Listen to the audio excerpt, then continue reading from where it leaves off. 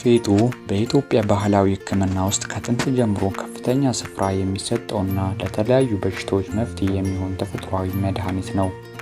አነስተኛ ቢሆንም በርካታ የቪታሚን፣ ማዕድናት፣ ጸረ ኦክሲዳንት ይዘቶች ያሉት እፅዋት ነው። ለጤና የሚሰጣቸው ዋነኛው መድኃኒትነት ጥቅሞችና አጠቃቀሞች የሚከተሉት ናቸው። 1. የምግብ መፈጨት ስርዓትን ማስተካከል። ለሆድ ቁስለትና ጋዝ ፌጦ ሆድ የማረጋጋት ጋዝ የማስወጣትና የምግብ መፈጨትን የማፋጠን አቅም አለው። የሆድ ድርቀት። ዘሩ ከፍተኛ የፋይበር ይዘት ስላለው የሆድ ድርቀትን ለማስወገድ ይረዳል። ለሆድ ጥገኛ ተዋሲያን ወይም ትል የፌጦ ዘር የሆድ ትሎችን ለማስወገድ በባህላዊ ሕክምና በስፋት ጥቅም ላይ ይውላል። 2. የመተንፈሻ አካል ጤና። ለሳል፣ ለጉንፋን፣ አስም ፌጦ የአየር መንገዶችን የማጽዳትና የመክፈት ባህሪ አለው። የጉሮሮ ህመምንም፣ ሳልንና የብሮንካይስት ምልክቶችን ለመቀነስ ይረዳል። 3. በሽታ የመከላከል አቅምን ማጠናከር። በቪታሚን ሲ፣ ኤ እና ኢ የበለጸገ የመሆኑ የሰውነት በሽታ የመከላከል አቅም ይገነባል። ህዋሳት እንዳይጎዱም ይከላከላል። 4. ለሴቶች ጤናና የወር አበባ። የወር አበባን ማስተካከል። የፌጦ ዘር የሆርሞንን መጠንና የማመጣጠን ባህሪ ስላለው መደበኛ ያልሆነ የወር አበባ ዑደትን ለማስተካከል ይረዳል። የወተት ምርትን መጨመር።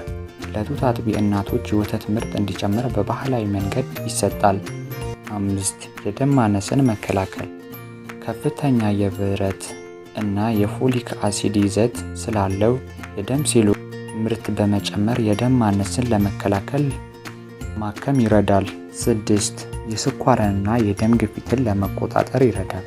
በጥናት እንደተረጋገጠው የፌጦ ዘር በደም ውስጥ ያለውን የስኳር መጠን የመቀነስና የደም ግፊትን የመቆጣጠር አቅም አለው። ባህላዊ አጠቃቀሞቹ መንገዶች 1. ከማር ወይም ከወተት ጋር የተፈጨ ፌጦ ዘር ከማር ወይም ከሞቅ ያለ ወተት ጋር በመቀላቀል ለጉንፋን፣ ለሳል ወይም ለሆድ ይወሰዳል። 2. ከሎሚ ጋር የተፈጨ የፌጦ ዘር በውሃ በጥብጦ ከሎሚ ጭማቂ መጠጣት ለደም ማነስና ለምግብ መፈጨት ጥሩ ነው። 3. የፌጦ ዘይት ወይም ቅባት ለቆዳ ቁስለት ወይም ለፀጉር መርገፍ በውጫዊ አካል ላይ ይገባል።